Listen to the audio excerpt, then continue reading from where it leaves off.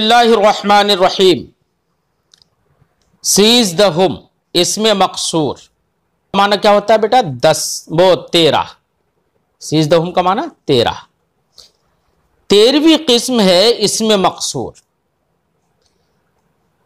आपको बेटा अब यहां पर दो बातें समझना है। एक बात तो यह समझना है कि इसमें मकसूर कहते किसे हैं। दूसरी बात यह समझना है कि इसमें मकसूर का इराब किस सूरत में क्या होगा। सबसे पहले तो इसमें मकसूर किसे कहते हैं? तो साहिब किताब बताएंगे कि इसमें मकसूर वो इस्म है जिसके आखिर में अलिफ मकसूरा हो। अलिफ मकसूरा और अलिफ ममदूदा शायद आप समझते हो बेटा। अलिफ मकसूरा उस अलिफ को कहते हैं जिसके बाद में हमजा ना हो, और अलिफ ममदूदा उस अलिफ को कहते हैं जिस अलिफ के बाद हमजा हो। मिसाल दूं मैं आपको, जैसे हमने कहा मूसा, तो सा सीन के ऊपर खड़ा जबर है ना, अलिफ है ये। अब इसके बाद हमजा नहीं है। ये मूसा का जो अलिफ है यह अलिफ मकसूरा कहलाएगा। हुबला, तो देखो लाम पर खड़ा जबर है, यह अलिफ है, लेकिन इसके बाद हमजा नहीं है, इसलिए यह अलिफ मकसूरा कहलाएगा। ईसा, ठीक। तो ये सब अल्फ जो हमने मिसालें दी ये अलिफ मकसूरा की हैं। और अलिफ ममदूदा उस अलिफ को कहते हैं जिसके बाद में हमजा हो। जैसे मिसाल दूं, हमराउ, हमराउ, तो रा के बाद अलिफ है, अलिफ के बाद हमजा आ रहा है, हमराउ, ठीक है। तो अलिफ के बाद हमजा आ गया। ऐसी उलाइका, उलाइका, तो उला लाम के बाद लाम पर खड़ा जबर है, अलिफ है वो, और उसके बाद हमजा आ रहा है उलाइका, ठीक है। तो अलिफ के बाद अगर हमजा ना हो तो उसको अलिफ मकसूरा कहते हैं, और अलिफ के बाद हमजा हो तो उसे अलिफ ममदूदा कहते हैं। अब अगर कोई इस्म ऐसा है बेटा जिस इस्म के आखिर में अलिफ मकसूरा हो तो उस इस्म को इस्म मकसूर कहा जाएगा। कोई इस्म ऐसा है जिसके आखिर में अलिफ हो यानी अलिफ मकसूरा हो तो उसको इस्म मकसूर कहेंगे। जैसे मिसाल के तौर पर मूसा, ईसा, हुबला, ठीक है। तो अलिफ मकसूरा है इनके आखिर में, तो इनको अस्माए मकसूरा कहेंगे, इसमें मकसूर। हर एक को क्या कहेंगे? इसमें मकसूर। अब इसमें मकसूर का इराब क्या होगा? तो बेटा इसमें मकसूर का इराब ये होगा कि देखो अलिफ जो है किसी भी इराब को कबूल नहीं करता है, ना जबर को कबूल करेगा, ना जेर को, ना पेश को। अलिफ पर कोई जबर जेर पेश में से कोई इराब नहीं आता है, ठीक है। लिहाजा हम हर सूरत में मूसा ही कहेंगे। मूसा, ईसा, हुबला, हम कहेंगे जा मूसा, राय तो मूसा, मरर तो बे मूसा। तो चाहे मूसा को हम फाइल बनाएं या मफऊल बिही बनाएं या उस पर हरफ जार दाखिल करके उसे मजरूर बना दें, तो वो हालत रफ़ी, हालत नसबी या हालत जर्री में तो हो जाएगा। अगर फाइल बन जाएगा तो हालत रफ़ी में हो जाएगा, मफूल बिही बन जाएगा तो हालत नसबी में हो जाएगा, और हरफ जार उस पर दाखिल कर देंगे तो वो हालत जर्री में हो जाएगा, मजरूर हो जाएगा। लेकिन बेटा तीनों हालतों में इस पर कोई इराब लफ्ज में नहीं आएगा, यानी लफ्ज में ना ही पेश आएगा, इस पर ना ही जबर आएगा, ना ही जेर आएगा, कुछ नहीं आएगा। क्यों? इसलिए कि अलिफ पर अगर जबर जेर पेश में से कोई भी आ जाता है ना तो वो अलिफ अलिफ नहीं रहता है, वो हमजा हो जाता है, ठीक है। तो अब है आखिर में अलिफ मकसूरा, तो उसको अलिफ तो रखना ही है भाई। जब अलिफ रखना ही है तो उस पर ना जबर जेर पेश कुछ नहीं आएगा। तो इसलिए साहिब किताब बताएंगे कि इसमें मकसूर अगर कोई है तो उसका इराब तकदीरी होगा। तकदीरी का मतलब लफ्जों में नहीं आएगा इराब, लफ्जों में कोई इराब जाहिर नहीं होगा। हाँ, जब वो फाइल बनेगा तो ये कहा जाएगा कि तकदीरी जम्मा है, यानी लफ्ज में जम्मा नहीं है लेकिन माना जाएगा कि जम्मा है इस पर। जब वो मफूल भी ही बनेगा तो कहा जाएगा कि लफ्ज में तो नसब नहीं है लेकिन तकदीरी फतहा है उस पर, यानी माना जाएगा कि तकदीरन फतहा है, लफ्ज में नहीं। ऐसी हालत जर्री में हो यानी हरफ जार उस पर दाखिल हो तो वो मजरूर होगा और कहा जाएगा लफ्ज में तो जर नहीं है लेकिन तकदीरन उस पर जर माना जाएगा, जेर माना जाएगा। ठीक है, तो इसमें मकसूर का क्या एराब हुआ? आपने इसमें मकसूर की तारीफ पढ़ी और इसमें मकसूर का एराब पढ़ा। इसमें मकसूर का एराब यह है कि हालत रफ़ी, हालत नसबी और हालत जर्री तीनों हालतों में एराब क्या होगा? तकदीरी होगा। हालत रफ़ी में तकदीरी ज़म्मा होगा, हालत नसबी में तकदीरी फ़तहा होगा और हालत जर्री में तकदीरी कसरा होगा। ठीक है, यह 13वीं किस्म का एराब होगा। लिहाजा कहीं पर मूसा आए, ईसा आए, हुबला लफ्ज़ आए या फ़ुअला के वज़न पर कोई भी लफ्ज़ आए तो उस पर आप हालत रफ़ी में अगर मुब्तदा बनाएंगे तो ज़म्मा तकदीरी मानेंगे, फ़ाइल बनाएंगे तब भी ज़म्मा तकदीरी मानेंगे क्योंकि हालत रफ़ी में है। मफ़ूल भी बनाते देंगे तो तकदीरी फ़तहा मानेंगे। ठीक है, लिहाजा तकदीरी होगा, लफ्ज़ों में कुछ नहीं होगा। लिहाजा कहेंगे जाअनी मूसा, राअयतु मूसा, मररतु बिमूसा, सब कहेंगे ऐसे। फरमाते हैं सीज़दहुम इसमें मकसूर, 13वीं किस्म है इसमें मकसूर। व आ इसमें मकसूर वो इसमें है कि दर आखिरश अलिफ मकसूरा बाशद, कि उसके आखिर में अलिफ मकसूरा हो। जैसे मूसा, क्या है? मूसा, ये 13वीं किस्म हो गई।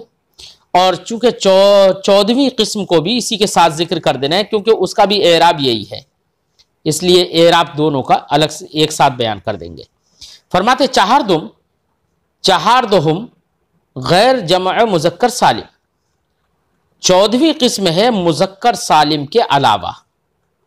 क्या है? मुजक्कर सालिम के, मुजक्कर सालिम ना हो, अगर मुजक्कर सालिम के अलावा कोई इस्म है और वो मुजाफ है या मुतकल्लिम की जानिब, जैसे लफ्ज़ गुलाम है, मुजक्कर सालिम नहीं है। लफ्ज़ जैद है, मुजक्कर सालिम नहीं है। लफ्ज़ कोई सा भी लफ्ज़ ले लो, आप अपना ही नाम ले लो, यासीन है, मुजक्कर सालिम नहीं है। अख्तर है, मुजक्कर सालिम नहीं है। ज़ैनब है, मुजक्कर सालिम नहीं है।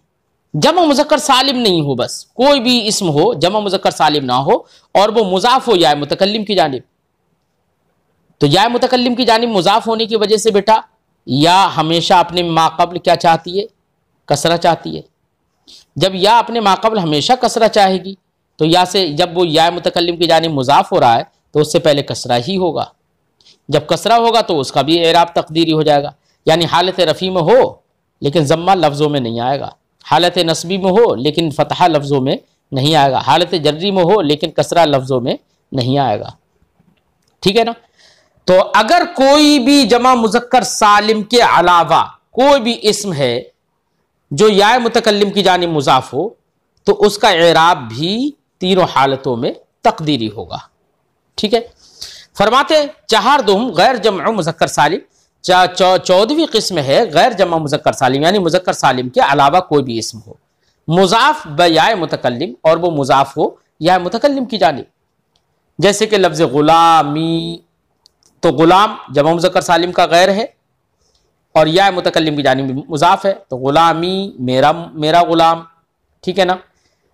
तो या अपने माक़ब्ल कसरा चूंकि चाहती है तो उसके कसरा चाहने की वजह से उसके माक़ब्ल में हमेशा कसरा होगा, तो अगर हालत रफ़ी में भी आएगा तब भी कसरा ही रहेगा, हालत नसबी में आएगा तब भी कसरा ही रहेगा वो। ठीक है ना? तो अब इसका एराब भी क्या हो जाएगा? लफ्ज़ों में तकदीरी हो जाएगा। लफ्ज़ों में एराब नहीं होगा बल्कि लफ्ज़ उसका एराब भी तकदीरी होगा। फरमाते हैं रफ़े शां ब तकदीर ज़म्मा बाशद, 13वीं और 14वीं किस्म के इस्मों का एराब हालत रफ़ी में ज़म्मा की तकदीर के साथ होगा। व नसब ब तकदीर फ़तहा, और हालत नसबी में तकदीरी फ़तहा होगा। व जर ब तकदीर कसरा, और हालत जर्री में तकदीरी कसरा होगा। ठीक है, यानी मान लिया जाएगा कसरा, लफ्ज़ों में नहीं होगा। व दर लफ्ज़ हमेशा यकसा बाशंद, लफ्ज़ में तो बोलने में तो हमेशा एक से होंगे, हालत रफ़ी में भी, हालत नसबी में भी, हालत जर्री में भी, सब में एक से होंगे। जैसे जा मूसा, राअयतु राय जा मूसा व गुलामी, दोनों की मिसाल दे रहे हैं। राय तो मूसा व गुलामी, हालत नस्बी की मिसाल दे रहे हैं, है ना, दोनों की। व मरर तो बे मूसा व गुलामी, हालत जर्री की मिसाल दे दी दोनों की। 15वीं किस्म बता रहे हैं पांच दहुम इसमें मनकूस। 15वीं किस्म है इसमें मनकूस। अब इसमें भी बेटा आपको दो ही बातें समझना है। एक तो यह समझना है कि इसमें मनकूस किसे कहते हैं, दूसरी ये समझना है कि इसमें मनकूस अगर होगा तो उसका इराब क्या होगा। तो सबसे पहले तो ये समझो कि इसमें मनकूस किसे कहते हैं। नहवियों के नजदीक इसमें मनकूस वो इसम है जिसके आखिर में या हो और उससे पहले जेर हो। उससे पहले क्या हो, जेर हो। जिस इसम के आखिर में या हो और उससे पहले जेर हो तो ऐसे इसम को इसमें मनकूस कहेंगे। ये इनकी अपनी इस्तिलाह है, ठीक है। वरना तो सरफियों के नजदीक वो इसमें मनकूस होगा जिसके आखिर में वाव, अलिफ या हो। तीन में से कोई सा भी हो तो उसको सरफी लोग इसमें मनकूस कहते हैं, लेकिन नहवी लोग सिर्फ उसको इसमें मनकूस कहते हैं जिसके आखिर में या हो और उससे पहले जेर हो, ठीक है ना। जैसे मिसाल दूं मैं आपको, जिसके आखिर में या हो और उससे पहले जेर हो, जैसे कि काजी, तो काजी आखिर में या है और उससे पहले दुआद पर क्या है, जेर है, तो इसको हम इसमें मनकूस कहेंगे। तो जो भी इसमें मनकूस है, इसमें मनकूस समझ लिया आपने। अब जो भी इसमें मनकूस होगा उसका इराब बता रहे हैं। फरमाते पांच दहुम इसमें मनकूस, 15वीं किस्म है इसमें मनकूस। व आ इसमें कि आखिरश याए मा कब्ल मकसूर बाशद, या मा कब्ल मकसूर बाशद, कि जिसके आखिर में या हो और उससे पहले कसरा हो यानी जेर हो। जैसे काजी, ठीक है, आखिर में या है और उससे पहले जेर है तो इसको इसमें मनकूस कहेंगे। हमने कहा मानी है, ऐसे ही हमने कहा काली, है ना। ऐसे ही काजी के वजन पर कोई सा भी लफ्ज ले आओ जिसके आखिर में या हो उससे पहले जेर हो, उन तमाम का इराब क्या होगा। फरमाते हैं रफ़अश बतक़दीर ज़म्मा बाशद, इसका हालत रफ़ी में ज़म्मा मुक़द्दर होगा क्योंकि या तो है आखिर में, उससे पहले कसरा है, या तो अपने माक़ब्ल कसरा ही चाहती है, ठीक है ना, या माक़ब्ल कसरा ही चाहती है, तो इसलिए हालत रफ़ी में ज़म्मा तक़दीरी होगा क्योंकि या पर बेटा ज़म्मा बाद कसरा दुश्वार होता है, इसलिए हालत रफ़ी में या पर क्या ज़म्मा लफ्ज़ में नहीं आएगा बल्कि तक़दीरी ज़म्मा रहेगा। लिहाजा कहेंगे जाअनी क़ादी, है ना, और तक़दीरन ज़म्मा माना जाएगा क्योंकि हालत रफ़ी में है। हाँ, या पर फ़तहा बाद कसरा दुश्वार नहीं होता है अहले अरब की ज़बान में, और हालत नस्बी में चूँकि फ़तहा ही आता है, और फ़तहा चूँकि अख़फ़ुल हरकत है, सबसे हल्की हरकत होती है फ़तहा ज़बर, ठीक है। तो हालत नस्बी में इस पर लफ्ज़न फ़तहा आ जाएगा यानी लफ्ज़ में फ़तहा आ जाएगा। अब उसको लफ्ज़ में भी बोला जाएगा, पढ़ा भी जाएगा, ठीक है। और हालत जर्री में तक़दीरी कसरा रहेगा। क्यों रहेगा तक़दीरी कसरा? क्योंकि या माक़ब्ल अपने या के माक़ब्ल कसरा है, अब उसके बाद फिर या पर कसरा आ जाए ये अहले अरब की ज़बान में दुश्वार होता है। लिहाजा इसमें मनकूस जिसके आखिर में या माक़ब्ल कसरा है, तो इस ऐसे इसमें मनकूस का इराब हालत रफ़ी और हालत जर्री में तो तक़दीरी होगा, यानी हालत रफ़ी में ज़म्मा तक़दीरी होगा और हालत जर्री में कसरा तक़दीरी होगा, लेकिन हालत नसबी में इसका इराब लफ्ज़न आ जाएगा क्योंकि हालत नस्बी में फ़तहा आता है, फ़तहा सबसे हल्की हरकत होती है, वो दुश्वार नहीं होगी। लिहाजा कहेंगे जाअनिल क़ादी, रअयतुल क़ादिया, मररतु बिल क़ादी, ऐसे हम कहेंगे, ठीक है। फरमाते हैं पांच दहुम इसमें मनकूस, पांचवी किस्म इसमें मनकूस व इसमें वो ऐसा इसमें है कि आखिरश या कि उसके आखिर में या हो माक़ब्ल मकसूर बाशद और उससे पहले कसरा हो। जैसे काजी, इराब क्या है? रफ़अश बतक़दीर ज़म्मा बाशद, इसका रफ़ा हालत रफ़ी में ज़म्मा की तक़दीर के साथ होगा। व नसबश बफ़तहा लफ्ज़ी, और हालत नस्बी में इराब क्या होगा? लफ्ज़ी फ़तहा के साथ, यानी लफ्ज़ में लिखा और बोला जाएगा। व जरश बतक़दीर कसरा, और उसका जर यानी हालत जर्री में कसरा की तकदीर के साथ होगा, यानी कसरा मुकद्दर होगा।